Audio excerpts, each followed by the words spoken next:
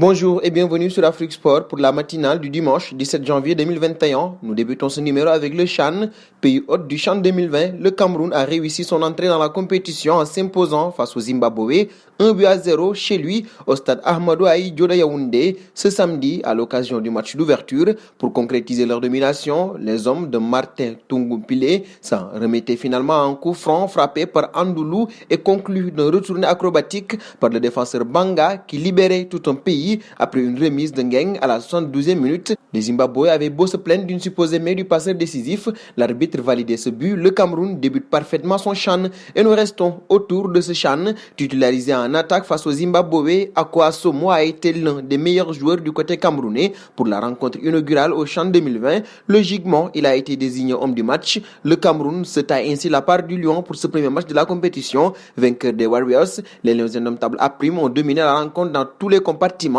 Akwa Somo, un des acteurs importants de ce début de compétition réussi, a été récompensé à juste titre. L'attaquant camerounais et ses coéquipiers feront leur deuxième sortie au CHAN 2020 contre le Mali. Ce sera le mercredi prochain. Et nous filons en Espagne. Juan Laporta, le deux candidats à la présidence du Barça, est certain que Lionel Messi sera encore en Catalogne la saison prochaine. Lionel Messi fera tout ce qui est en son pouvoir pour rester à Barcelone pour peu qu'il reçoive une offre appropriée, selon le candidat à la présidence du club Juan Laporta. L'avenir de Messi fait l'objet de vives spéculations et de débats depuis de nombreux mois. Le capitaine de l'équipe avait même tenté de forcer son départ en août dernier. À l'époque, il était catégorique qu'une clause contractuelle lui permettant de partir gratuitement était toujours active, mais le Barça a refusé de le laisser filer et Messi a choisi de ne pas traîner l'affaire devant les tribunaux. Et nous passons à Mamadou Sakho, annoncé à Nice il y a quelques jours alors que son contrat à Crystal Palace prend fin à l'issue de la saison. Mamadou Sakho n'ira nulle part durant cette fenêtre des transferts hivernales. Le défenseur central de 30 ans, relégué sur le banc de touche des Eagles en octobre puis touché à un mollet en décembre, s'est blessé à une cuisse lors de son match de reprise la semaine dernière contre Wolverhampton en FA Cup.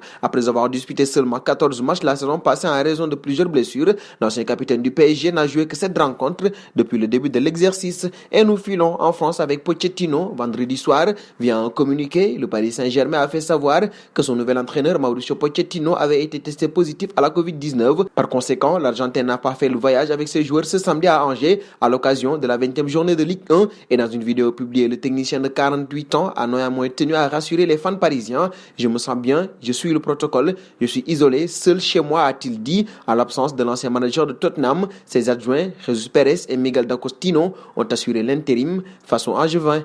Nous terminerons avec Didier Deschamps. Le sélectionneur des Bleus n'a toujours pas digéré les déclarations polémiques de Karim Benzema en 2016 qui ont provoqué la mise à l'écart toujours d'actualité de l'attaquant français. C'est une trace, a ainsi confié l'ancien coach de l'OM et de la Juventus sur les ondes de RTL. Même si avec le temps, ça s'apaise un peu, je ne peux pas oublier, ce n'est pas lié qu'à Karim Benzema. Il y a des déclarations d'autres personnes aussi qui ont amené à ce fait violent et qui touchent à ma famille. Quand ça me concerne, sur mes choix de sélectionneur, la tactique, l'aspect technique, ça a lieu d'être ça et ça n'a pas d'importance, a ainsi confié Didier Deschamps. Et nous arrivons au terme de ce journal que nous fermerons avec la question du jour. Êtes-vous pour ou contre un retour de Benzema en sélection française? Vos réponses seront attendues en commentaire.